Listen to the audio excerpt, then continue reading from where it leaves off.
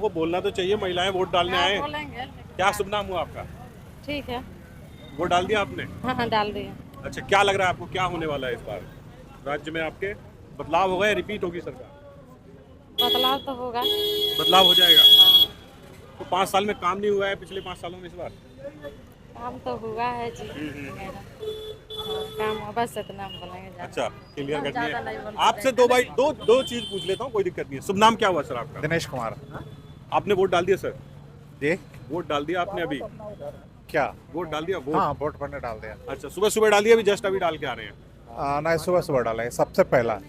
अब मुझे बताइए, आपके राज्य में मुख्य मुख्य क्या 4-5 मुद्दे हैं जिनके ऊपर चुनाव में इस बार मतलब आपको उथल पुथल दिखाई दे रही है पूरे राज्य में? पूरे झारखंड में क्या क्या लगता है आपको कि काम नहीं हुआ है या उस तरीके से नहीं हुआ है? नहीं, ये इस बात को तो है कि बेरोजगारी इस बार बढ़ी है। और ये जो बेरोजगारी बढ़ी है, एग्जाम ले रहे हैं, एग्जाम का पूरा क्लियरेंस नहीं हो रहा है।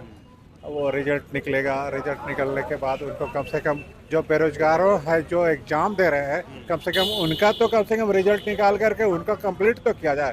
तो हर एक चीज़ में देखिए, कहीं ना कहीं कभी पेपर लीक, कभी कुछ कोई भी एक ऐसा चीज़ है जो एग्जाम हुआ है जो भी कहीं क्लियर है, कहीं ना। जेपीएससी का भी निकाल रहे हैं तो वही हाल है, आपका टेट परीक्षा का निकाल रहे हैं तो वही हाल है, सभी परीक्षाओं का वो एक ही हाल है। तो इस विषय पे मैं उनसे थोड़ा नाराज हूँ।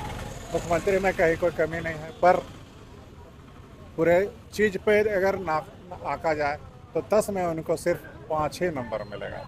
मतलब जो बेरोजगारी का मुद्दा है और जो एग्जाम्स नहीं करा पाए पिछले 5 सालों में, या एग्जाम कैंसिल हुए या लीक हुए, वो मुद्दे आपके लिए मतलब मुख्य मुद्दे बहुत हैं? ज़्यादा अगर एग्जाम अगर क्लियर होता तो निश्चित किसी को ना किसी को जॉब मिलता, उससे कुछ ना कुछ तो बेरोजगारी कम होती। बिल्कुल। वो लड़का अगर चाहता, अगर यही चीज रेगुलेशन होता रहता तो सभी लड़के तैयारी करते, पढ़ने में ध्यान देते। तो देख रहे हैं कि हमारा कुछ हो नहीं रहा है, यहाँ एग्जाम हो नहीं रहा, तो फिर पढ़ेगा क्या? तो मुख्यमंत्री जी को कम से कम चाहिए कि इस चीज पे थोड़ा सा ध्यान दिया जाए। शिक्षा अगर सही से होगी तो निश्चित ही उसका दिमाग सही दिशा में जाएगा। रघुवर दास जी के समय में हुआ था इन सब चीजों पे काम? जी रघुवर दास जी का जब समय था, जी इससे पहले बीजेपी की हाँ, सरकार, तो उनके तब हुआ समय था में काम? तो शायद हमने देखा था कि टेट का भी परीक्षा का रिजल्ट निकला, उसमें बहुत सारे हुए। जेपीएससी का भी एग्जाम हुआ, उसमें भी हुआ था। ऐसा हुआ है, ऐसा कुछ नहीं कि रघुवर जी के सरकार में नहीं हुआ, उनके सरकार में भी हुआ, लेकिन इनके सरकार में तो पूरे क्लियर ही हो गया। जिसको नहीं जानकारी होना था उसको भी जानकारी हो गया। तो इस बार लास्ट प्रश्न मैं आपसे ले लेता हूँ, बदलाव लग रहा है या रिपीट होने वाली है सरकार? क्या लग रहा है? बदलाव तो होगा ही होगा, निश्चित होगा। आपको होगा। लगता है कि जब आप एक बार गलत करेंगे तो आपके साथ कोई तैयार खड़ा नहीं रहेगा, तो वहाँ पे बदलाव होना ही होना है। हम ये नहीं कहेंगे कि बदलाव उस तरीके से हो, लेकिन हाँ, बदलाव ऐसा कीजिए ताकि हम फिजाओं में बदलाव आए, झारखंड के थोड़ा सा विकास हो, प्रगति हो। जिस उम्मीद से झारखंड बना, उस उम्मीद पे झारखंड खरा नहीं उतरा। जिस उम्मीद पे झारखंड बना उस पे खरा नहीं उतरा, ये है मुख्य सवाल झारखंड के लोगों का। नमस्कार सर, कैसे हैं? क्या शुभ नाम हुआ सर? अमित कुमार। अमित जी, वोट डाल दिया आपने? हम झारखंड के हैं लेकिन यहाँ के वोटर नहीं है। झारखंड के हैं लेकिन वोटर नहीं है, यहाँ ऐसा के क्यों? नहीं है, अपने डिस्ट्रिक्ट के हैं। अच्छा, कोई दिक्कत नहीं है सर। झारखंड में आपने आज नहीं तो 13 तारीख को डाला होगा। हाँ, क्या लग रहा है आपको, राज्य में क्या माहौल चल रहा है इसमें? ठीक ठाक माहौल है। विपक्ष भी मजबूत रहेगा और सरकार भी मजबूत रहेगी। लेकिन कोई भी सरकार देखते हैं पर्यावरण के विषय में कुछ बात नहीं करती है। और जहाँ तक ये हेमंत सोरेन सरकार की बात है और रघुवर दास सरकार की बात है, तो रघुवर दास सरकार ने विकास तो किया, लेकिन वो है कि रोड चौड़ी बनाना, नाला ज़्यादा बनाना, एयरपोर्ट बनाना। हेमंत सरकार ने क्या किया है कि झारखंड की अस्मिता को बरकरार रखने के लिए वो जो 1932 वाला जो क्लाउज किया है वो इम्पोर्टेंट। अगर वो नहीं करेगा तो यहाँ के जो शेड्यूल ट्राइब है, शेड्यूल ट्राइब को अगर आप 2 महीने तक कंटिन्यू बोतल पिलाते रहिए तो आपको वो 2 बीघा जमीन लिख देगा, ताकि उसको आपके संपर्क में आने के बाद भावनात्मक रूप से आपसे लगाव हो जाता है और वो सोचता है कि आप मेरे पड़ोसी हो। इसीलिए वो जो मुद्दा हेमंत सरकार ने उठाया है उसको कंटिन्यू रखनी चाहिए।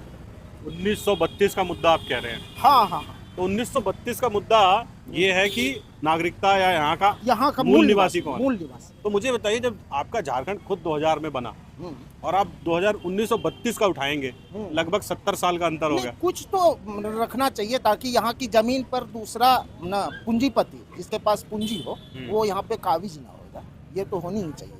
और जो आपके राज्य में जब से झारखंड बना है तब से या 1991 से हाँ। जो आदिवासियों की जनसंख्या घटी है वो कहाँ चली गई सर? अगर ऐसा है सरकारें कर रही है तो वो घट कैसे रहे हैं? वो आदिवासियों की जनसंख्या ईसाई में कन्वर्ट हुआ है थोड़ा बहुत। क्यों हो रही है ईसाई में कन्वर्ट? वो पहले पेट परिवर्तन करता है ईसाई लोग, उसके बाद धर्म परिवर्तन कराता है। तो क्यों मान कि आदिवासियों का मानना है कि अगर हम ईसाई बनते हैं तो मेरी आर्थिक स्थिति डेवलप हो जाएगी, इसी कारण तो से। मुझे ये बताइए, आपसे ये बहुत बढ़िया आपने सवाल एक उठाया, जो झारखंडी अस्मिता बचाने की बात आपने की, जो हेमंत जी कर रहे हैं आपके हिसाब से, हाँ। तो मुझे बताइए, जब वो क्रिश्चियन बन जाएंगे और उसकी 3-4 पीढ़ियां बीतेंगी और वो क्रिश्चियन बन जाएगा पूरा, आपका जो लड़का होगा, उसका जो लड़का होगा और उसका जो लड़का, उसे तो याद ही नहीं होगा कि मैं कौन था, तो इसके तो अस्मिता बची कहाँ? इसके निदान के लिए रोजगार का सृजन करना चाहिए और रोजगार देनी चाहिए ताकि वो, देखिए कोई भी क्रिश्चियन बनता है तो उनका मानना ये होता है कि क्रिश्चियन बनने से मेरी आर्थिक स्थिति डेवलप होगी, इसीलिए वो बनता है। मतलब ऐसा नहीं है कि वो शौक से बनता है या क्रिश्चियन उसको ज्यादा पसंद है। आप भी बनेंगे सर? नहीं। अच्छा, हम मुझे हिंदू हैं। अच्छा, मुझे ये पूछना है सर आपसे कि जैसे अगर कोई आपका विकास ही करना चाहता है, जैसे हेल्प करना चाहता है, जैसे मिशनरीज स्कूल में पढ़ाते हैं या उनको खाना पीना देते हैं, पैसे देते हैं, तो मेरा आपसे सिर्फ प्रश्न है कि अगर रियल में कोई समाज का विकास करना चाहता है तो ये ऐसे कैसा विकास है कि आप पहले मेरे धर्म में आ जाइए तब मैं आपका विकास करूँगी? आपको नहीं लगता कि ये एक तरीके से दूसरे तरह का गणित है? हाँ, ये तो एक तरह का इनडायरेक्टली दबाव है, इनडायरेक्टली दबाव है। ऐसा तो होना ही नहीं चाहिए कि मेरे धर्म में आ ये जाइए। तो वो वाली बात हो गई कि मैं किसी मुस्लिम से कहूँ कि आप जय श्री राम कहो तो हम तब खाना मैं देंगे, आपको भंडारे का प्रसाद देंगे। दूंगा। ये तो एक तरीके से गलत नहीं हो, या तो मैं प्रसाद देना चाहता हूँ तो किसी को भी दूं। तो इसके लिए ईसाई मिशनरीज पे कुछ अंकुश लगाना चाहिए, वो तो सरकार से ही संभव है।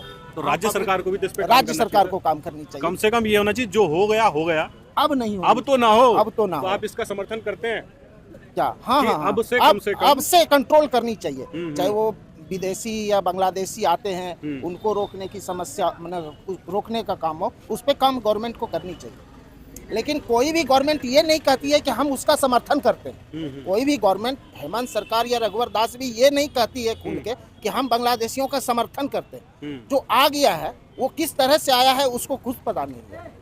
आ गया है तो उसको, जब वो यहाँ के नागरिक बन चुके हैं तो उसको आप किसी भी एंगल से बाहर नहीं भगा सकते। लोकसभा में आपके राज्य के बारे में लोगों ने जो मुद्दा उठाया कि अगर इस तरीके से चलता रहा तो आने वाले 10, 20, 30, 50 सालों में झारखंड के मूल निवासी तो बचेंगे ही नहीं। जो 32 की आप लोग बात करते हैं और आदिवासी यहाँ पे बचेगा ही नहीं या बहुत कम रहेगा, तो 32 का लाभ मिलेगा किसको? तो 20 लोग आ जाएंगे तो परसेंटेज में तो ऑलरेडी घट गया ना। आप हेमंत जी को क्या बोलना चाहेंगे इस मुद्दे पे, हम अगर सरकार कन्वर्जन वाले मुद्दे पे?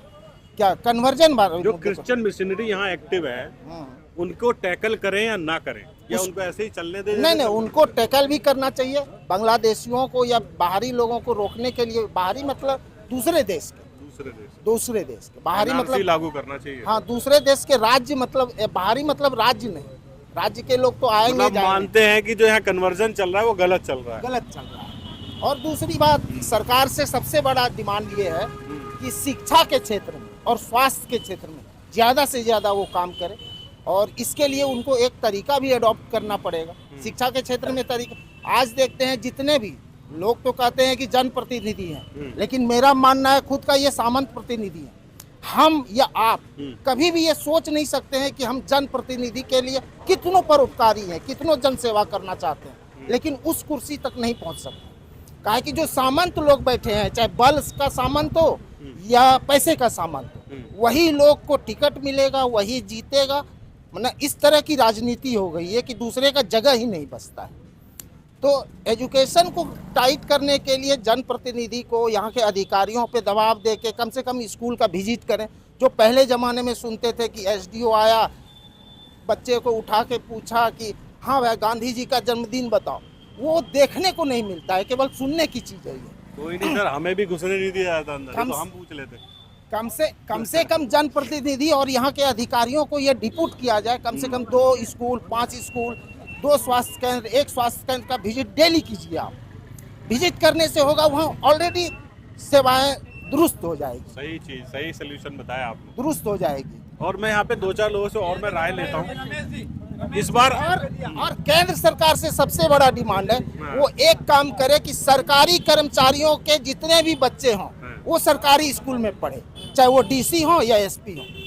इससे होगा क्या, स्कूल में अगर संख्या कम है टीचर की तो वो संख्या भरी जाएगी, काहे कि सेक्रेटरी तो वही बैठे हुए हैं। और अगर वहाँ पढ़ाई नहीं होती है, सुविधाएं कम है, तो सुविधा दी जाएगी, काहे कि अधिकारी तो वो भी है, नेता तो केवल कुर्सी पे बैठे हैं, अधिकारी ही चलाते हैं। तो सेक्रेटरी लेवल पे स्कूल में टीचर भरे जाएंगे, स्कूल का बिल्डिंग बनाया जाएगा, सुविधाएं दी जाएगी। शुरू में भले वो अधिकारी कह सकते हैं कि मेरे बच्चे स्कूल सरकारी स्कूल में पढ़ते हैं सर्टिफिकेट देके, लेकिन जब ये कानून है कि हम न, वो जो ये वाला कानून जो है कि हम सूचना का अधिकार, सूचना के अधिकार से तो हम मांग सकते हैं कि कौन सरकारी स्कूल में पढ़ता है बताइए। तो धीरे धीरे ऐसा होगा कि सारा सिस्टम सुदृढ़ होते चला जाएगा। आपने तो सर जो सलाह दी, अगर सरकार मान ले तो रियल में बदलाव हो जाएगा राज्य में। आप आदिवासी समाज से आते हैं सर? नहीं, हिंदू हैं हम, मंडल हिंदू है, मंडल है। देखिए कोई भी हो, मैं सोचता हूँ अगर सलाह अच्छी है तो गवर्नमेंट को उसको इम्प्लीमेंट करना दूसरी बात, पर्यावरण पे भी ध्यान देना चाहिए। चाहिए। जम्मू कश्मीर में सुनने को आया है, जो पहाड़ वाला एरिया है वहाँ रोड बनाती है, तो उसमें है कि पर्यावरण विभाग में है क्या इतना किलोमीटर ही रोड और इतनी चौड़ी ही रोड बननी चाहिए, 12 फीट चौड़ी, और आप 10 किलोमीटर तक बना सकते हैं। लेकिन सरकारें क्या करती है, उसको 2 पार्ट में बनाता है कि हम उसको भी फॉलो कर रहे हैं, 12 फीट 24 फीट हो गया, और 10 किलोमीटर बढ़ा के उसको हाईवे बना देता है पहाड़ को काट के हिमालय के। तो पर्यावरण का इससे नुकसान होता है।